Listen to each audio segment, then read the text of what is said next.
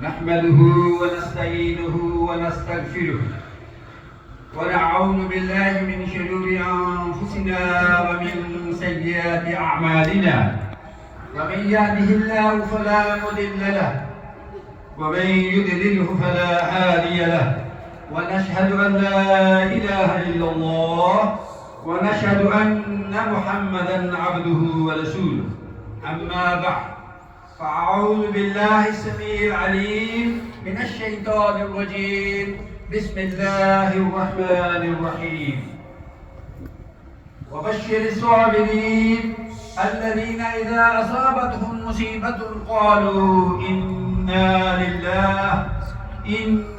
لله وإنا إليه راجعون أولئك عليهم صلوات من ربهم ورحمة وأولئك هم المهتدون وقال الله تبارك وتعالى في مقام آخر أتأمرون الناس بالبر وتنسون أنفسكم وأنتم تتلون الكتاب أفلا تعقلون صدق الله العظيم وصدق رسوله النبي الكريم الأمين ونحن على ذلك من الشاهدين والشاكرين والحمد لله رب العالمين اللهم صل وسلم وبارك على سيدنا محمد وعلى آله وأصحابه أجمعين برحمتك يا أرحم الراحمين.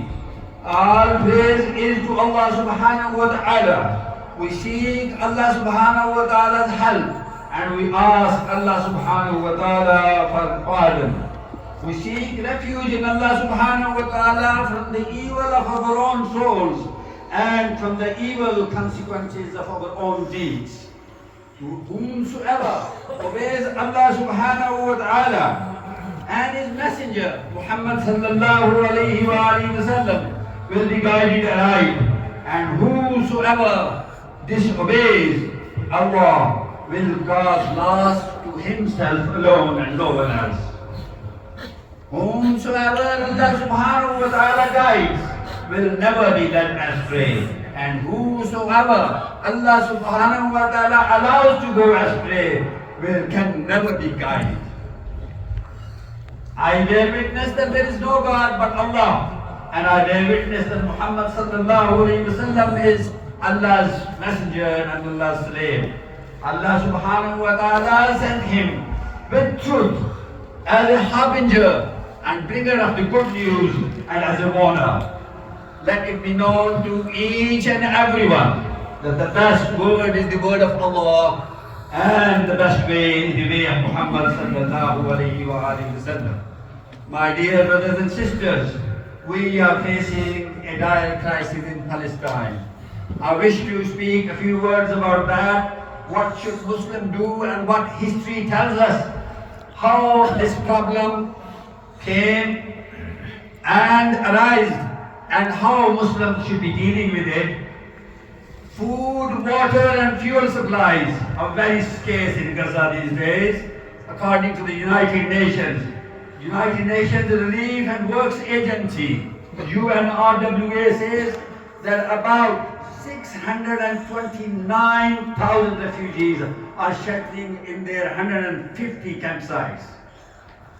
And the World Health Organization says that many hospitals have been closed and they are only providing the emergency services.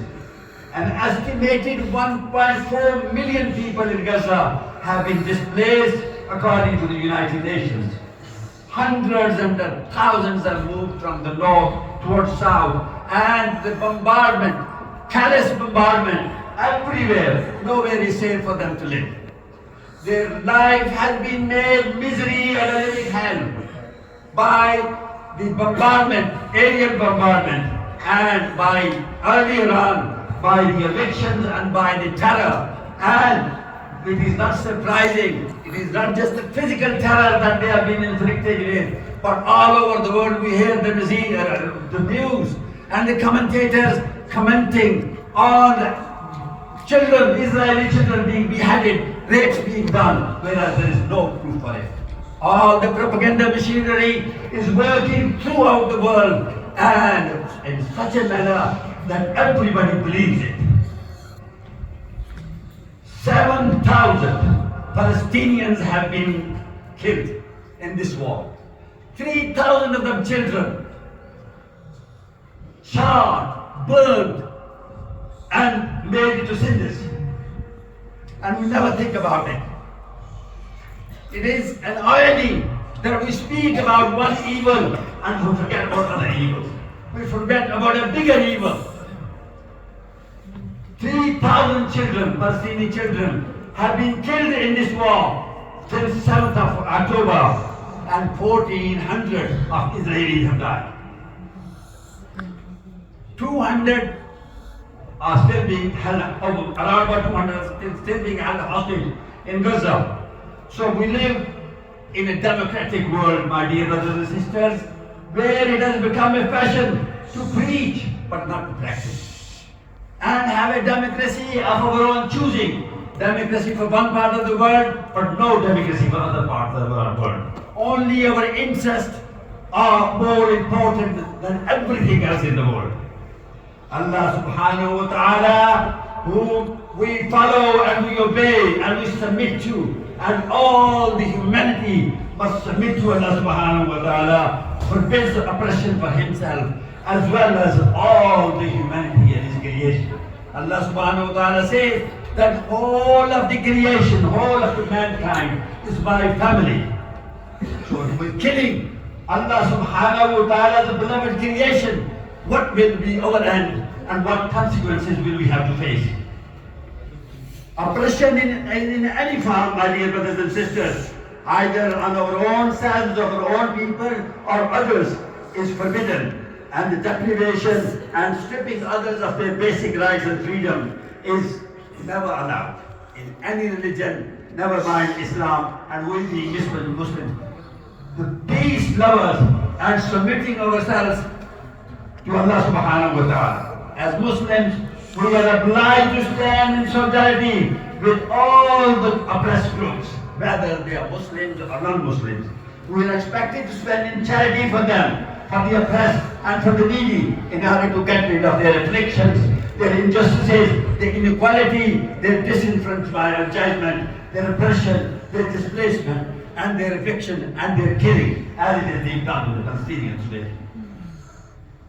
These people, they will preach you of weapons of mass destruction, but there is no weapons of mass destruction. Just to meet their own ends. They never even have the courage to apologize for killing millions of Muslims, of Iraqis, after accusing them of having weapons of mass destruction. And these are the people who claim